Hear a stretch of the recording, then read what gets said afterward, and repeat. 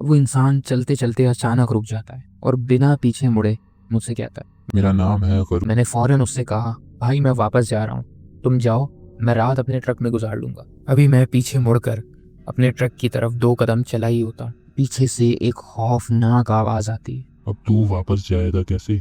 मैं तुझे जाने ही नहीं दूंगा।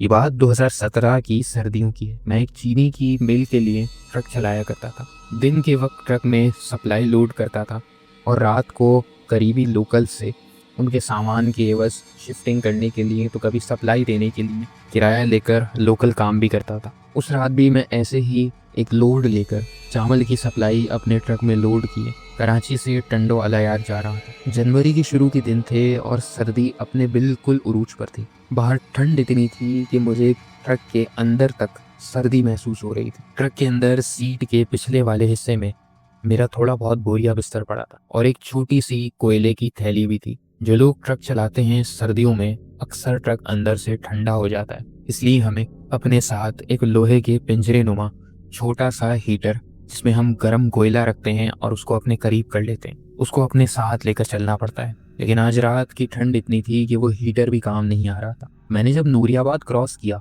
तो रोड पर एक अलग ही धुंध और सन्नाटा छाया हुआ था। खासी सर्दी की लहर भी बढ़ गई थी। मैंने सोचा कि एक काम करता हूँ, ट्रक रोक कर पहले इस हीटर में कोयला डाल देता हूँ, उसके बाद आराम से पूरे रास्ते चलता रहा। मैंने एक साइड देखकर सड़क के एक किनारे पे ट्रक को रोक दिया और अपनी सीट के पिछले हिस्से से अपनी शॉल उठाकर ओढ़ ली। शॉल ओढ़ने के बाद पीछे पड़ी कोयले की थैली में से 2-4 छोटे कोयले उठाए और उस हीटर के अंदर डाल दी और आहिस्ता आहिस्ता उनके सुलगने का इंतजार करता रहा। अभी मुझे ये काम करते हुए कोई 5 मिनट ही गुजरे होंगे कि मेरे ट्रक के पिछले हिस्से से एक जोरदार आवाज आती है, जैसे कोई मेरे ट्रक के पिछले हिस्से को बचा रहा हो।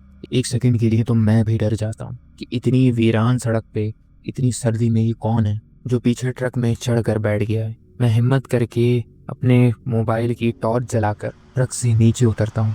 बाहर बहुत ठंड होती है। मैं आहिस्ता आहिस्ता चलते चलते अपने ट्रक के पिछले हिस्से में जाकर टॉर्च मारकर उसे चेक करता हूँ, लेकिन वहाँ कोई मौजूद नहीं होता। मुझे थोड़ी हैरानगी होती है क्योंकि वो आवाज़ साफ थी और मैंने सुनी थी। मुझे अपने कानों पे पूरा यकीन था। अच्छी तरह देखने के बाद भी जब कुछ नज़र नहीं आता, ना कोई परिंदा, ना जानवर, ना इंसान, मैं वापस अपने ट्रक में चढ़कर बैठ जाता हूँ और ट्रक के शीशे ऊपर करके वापस अपने ट्रक के अंदर का माहौल गर्म होने का इंतजार करने लगता। 5 मिनट बाद जब कोयला अच्छी तरह सुलग जाता है, मैं वापस ट्रक को सल्फ देता हूँ, लेकिन सल्फ देने पर एक और अनहोनी मेरा इंतजार कर रही है। इस बार मेरा ट्रक स्टार्ट नहीं हो रहा होता। मैं कई बार सल्फ देता हूँ और बहुत कोशिश करता हूँ कि ट्रक स्टार्ट हो जाए, लेकिन ट्रक स्टार्ट नहीं होता और बिल आखिर बार बार सल्फ देने की एवज बैटरी बैठ जाती है और अब उस ट्रक के स्टार्ट होने के बचे कुछ मौके भी ज़ाया हो जाते हैं। मैं बेजारी से ये कहता हुआ ट्रक से नीचे उतरता, क्या बेवक्त की मुसीबत है यार, अब बैटरी चार्ज करने के लिए इस वीराने में कहाँ ढूंढूंगा किसी।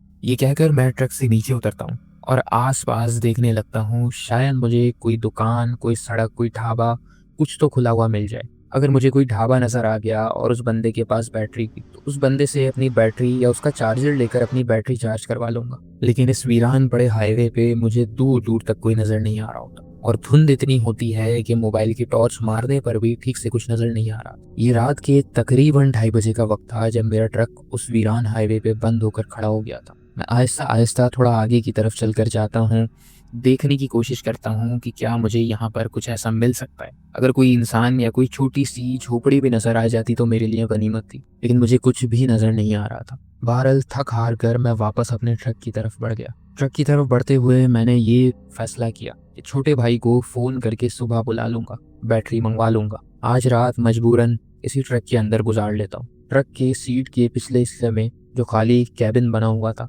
उसमें मेरे सोने के लिए थोड़ा बहुत बोरिया बिस्तर मौजूद था। मुझे ज़्यादा परेशानी नहीं थी। अभी मैं वापस ट्रक की तरफ पहुंचा ही होता हूँ कि पीछे से मेरे कानों में एक आवाज़ टकराती। अरे भैया, ये ट्रक आपका है? मैं पीछे मुड़कर देखता हूँ तो एक नौजवान शॉल में लिपटे बड़ी मुश्किल से उसका चेहरा शॉल से दिख रहा होता है और वो मुझसे कहता है, भाई साहब ये ट्रक आपका है? मैं उसे जवाब देता हूँ, हाँ भाई मेरा ट्रक है। बैटरी बैठ गई है, सोचा आसपास देख लूँ, अगर कोई बैटरी चार्ज करने की जगह मिल जाती या किसी के पास बैटरी का चार्जर मिल जाता तो बड़ी मदद हो जाती। वो नौजवान जवाब में कहता है, भैया ये बैटरी और बैटरी का चार्जर तो मुझे नहीं पता, लेकिन हाँ रात में इतनी ठंड है, वीरान इलाका है, आप यहाँ रात कैसे गुजारोगे? आप एक काम करो, मेरा घर पास में ही है, मेरे साथ चलो, रात को मेरे घर में रुक जाओ, मुझे किसी की मेहमान नवाजी का भी मौका मिल जाएगा। सुबह नाश्ता करके यहाँ करीब में जो मैकेनिक है उसके पास चले जाना, वो आके तुम्हारे साथ तुम्हारा ट्रक की जो बैटरी है वो चार्ज कर देगा। उसकी ये बात मुझे थोड़ी मुनासिब लगी, लेकिन अभी भी वो मेरे लिए एक अनजान आदमी था जिस पर मुझे ज़्यादा भरोसा भी नहीं हो रहा था, और हम पहली बार मिल रहे थे। मैंने उस बंदे से ये कहते हुए अपना तारुफ करवाया, भाईजान बहुत शुक्रिया, मेरा नाम अफसर खान है, आपकी बड़ी मेहरबानी, लेकिन मैं कोशिश करता हूँ जैसे तैसे करके रात यहीं गुजार लूँ, आपको खामखा ज़हमत होगी, कोई बड़ी बात नहीं है। इस बार उस इंसान का लहजा थोड़ा सा बदल गया और वो फौरन मुझसे बोलता है, अरे भाई क्या बात कर रहे हो, तुम इस इलाके में आए हो, मेरे मेहमान हो, और इतनी रात को मैं तुम्हें अकेला कैसे छोड़ दूँ? चलो आओ फटाफट, अपने ट्रक को लॉक करो, मेरे साथ चलो। उसके बार बार इसरार करने पे आखिर को मैं भी ये सोच के हथियार डाल देता हूँ कि यार अच्छा खासा घर में इस चार दीवारी में बैठ के रात गुजारने को मिल रही है, तो अफसर खान तुम्हें क्या तकलीफ हो रही है? मैं अपना ट्रक लॉक करता हूँ, अपना हीटर उठाता हूँ और उसके साथ नीचे चलने के लिए आ जाता हूँ। वो मुझसे कहता है, अरे ये काम करो, ये तुम्हारे हाथ में जो है कोयला, इसको अंदर ही रख दो, जिस रास्ते पे हम चल रहे हैं, जिस तरफ हम जा रहे हैं, वहाँ ये सब काम नहीं आएगा। पहले तो मैं उसकी बात सुनकर काफ़ी हैरान होता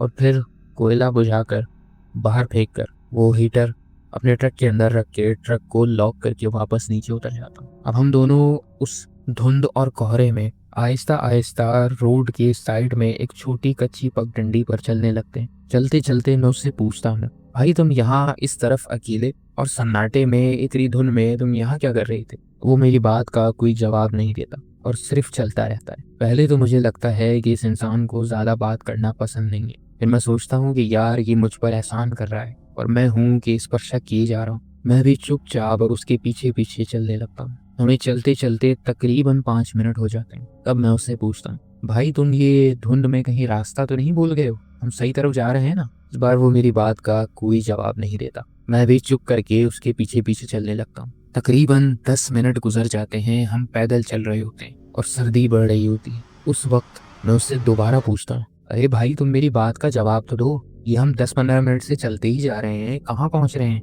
किस तरफ लेकर जा रहे हो मुझे? वो बिना पीछे मुड़े सख्त लहजे में आवाज़ लगाकर मुझसे कहता है, चुपचाप चलते रहो, बस पहुँचने वाले हैं। मुझे ये सब कुछ ठीक नहीं लग रहा और अब मुझे शक होने लगता है कि ये इंसान जो दिख रहा है वो नहीं है असल। अब मैं उससे पूछता हूँ चलते चलते ही, भाई मैंने तो अपना नाम बता दिया लेकिन तुमने अभी तक अपना नाम नहीं बताया। वो इंसान चलते चलते अचानक रुक जाता है और बिना पीछे मुड़े मुझसे कहता है, मेरा नाम है करू। मुझे थोड़ा अजीब लगता है। मैं उससे कहता हूँ कि अरे यार ये कैसा नाम है, ये नाम तो मैं पहली बार सुन रहा हूँ। वो मुझसे कहता है, हमारे कबीले में सबके नाम ऐसे ही होते हैं। मुझे अंदाज़ा नहीं था कि नूरियाबाद के इस तरफ कबायली इलाके बसते हैं, कि शायद मैं कभी यहाँ इतना रुका ही नहीं था। अब हमें चलते हुए तकरीबन 15 से 16 मिनट गुजर गए थे और मेरा सब्र जवाब दे चुका था। मेरा बस नहीं था कि मैं उससे कहूँ कि भाई मैं वापस जा रहा हूँ और पीछे मुड़कर वापस अपने ट्रक की तरफ चल दूँ। ये सोचते हुए कि मुझे वापस जाना चाहिए या नहीं, मैं भी उस इंसान की तरफ देख ही रहा था कि मेरी नज़र उसके हाथों पर पड़ती और मेरे पैरों तले ज़मीन निकल जाती। उसके हाथों में सिर्फ और सिर्फ 3 उंगलियां होती। जब मैं उसके दूसरे हाथ की तरफ देखता हूँ तो उसमें भी 3 ही उंगलियां होती हैं। मैंने बड़े बुजुर्गों से सुन रखा था कि इस गैर मरई मखलूक की उंगलियां इंसानों से कम होती हैं। मैंने फ़ौरन उससे कहा, भाई मैं वापस जा रहा हूँ, तुम जाओ, मैं रात अपने ट्रक में गुजार लूँगा। अभी मैं पीछे मुड़कर अपने ट्रक की तरफ 2 कदम चला ही होता, पीछे से एक खौफनाक आवाज़ आती है, अब तू वापस जाएगा कैसे? मैं तुझे जाने ही नहीं दूंगा। मेरे जिस्म में खौफ की एक लहर दौड़ जाती है। मैं पीछे मुड़कर देखता हूँ तो अब वो इंसान अपना चेहरा पूरी तरह शॉल से हटाए मुझे ही घूर रहा होता है। उसकी आंखें पूरी तरह काली होती हैं, कोई पुतलियां नहीं होती। उसके चेहरे पर नाक की जगह सिर्फ 2 सुराख होते हैं जैसे किसी जानवर, गाय या भैंस के होते हैं, और उसके कान बहुत लंबे होते हैं। ये खौफनाक मंजर आज भी मेरी आंखों में छपा हुआ है। मेरे जिस्म की सारी नसों में खून ऐसा होता है कि नसें फाड़ कर निकल जाएगा। मैं पीछे मुड़ता हूँ और अल्लाह का नाम लेकर तेज तेज कदमों से भागना शुरू कर देता हूँ। उस वीराने और धुंध में उस कच्ची पगडंडी पर तेज तेज कदमों से भाग रहा होता। कभी मेरे पैर झाड़ियों में अड़ते हैं तो कभी मेरे पैरों में कांटे घुस जाते हैं, कभी मेरी टखने पत्थरों से टकराते हैं तो कभी मैं कई बार भागते भागते गिरकर फिर उठकर तेज भागने लगता हूँ। इस दौरान मुझे महसूस होता है कि वो चीज़ मेरा पीछा कर रही है। उसकी आवाज़ें आहिस्ता आहिस्ता मेरे कानों में पड़ रही थी। आज रात मुझे लग रहा था कि मेरी ज़िंदगी की आखिरी रात होने वाली है और ये मखलूक मुझे चीर फाड़ कर यहीं फेंक देगी और इस वीराने में किसी को भी मेरा कोई अता पता नहीं मिलेगा। मैं भागते भागते बड़ी मुश्किल से अपने ट्रक तक पहुंचता हूँ। ट्रक को अनलॉक करके उसमें ऊपर चढ़कर बैठ जाता हूँ और शीशे चढ़ाकर ट्रक के दोनों दरवाजों को लॉक कर लेता हूँ और बिस्मिल्लाह पढ़ के चाबी इग्निशन में डालकर सलफ देने की एक नाकाम कोशिश करने लगता हूँ। इस मर्तबा हैरत अंगेज तौर पे मेरा ट्रक पहले ही सलफ में स्टार्ट हो जाता है। मुझे यकीन नहीं होता कि आज ये सब क्या हो रहा है मेरे साथ। मैं अपना ट्रक स्टार्ट किए तेज तेज भगाता हुआ कच्चे से वापस सड़क पर आता हूँ और अपने ट्रक को तेज तेज भगाने लगता हूँ। अब मेरे साथ एक अजीब व गरीब चीज होने लगती है।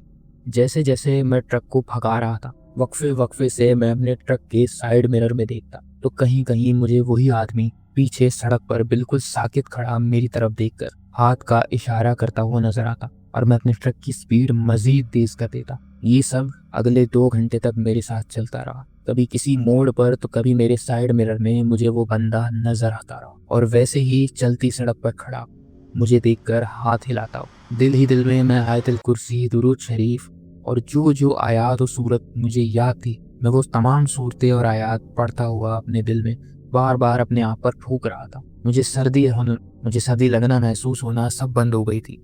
यहाँ तक कि मेरे माथे से पसीना टपक रहा था। 2 घंटे गुजर जाने के बाद जब रोशनी फूटी और करीब एक बस्ती में मेरा ट्रक जाकर रुका, उस वक्त मेरी जान में थोड़ी सी जान आई। मैं तकरीबन आधा घंटा ऐसे ही ट्रक में बैठा रोता रहा। आधे घंटे बाद मेरे कानों में जब आजान की आवाज़ पड़ी तो मेरी नज़रें मस्जिद की तरफ गई। मैं अपने ट्रक से उतरा और फौरन भागता हुआ मस्जिद के अंदर जाकर बैठ गया। मेरे दिल को कम से कम इतनी तसल्ली हुई कि इस मस्जिद के अंदर तो वो मखलूक कहीं नहीं आ सकती, किसी तरह नहीं आ सकती।